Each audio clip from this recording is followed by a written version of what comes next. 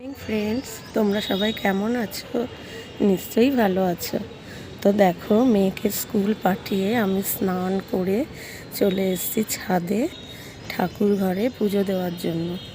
দেখো, গরম পড়তে না পড়তেই গাছে জবা ফুলগুলো ফুটতে শুরু করেছে।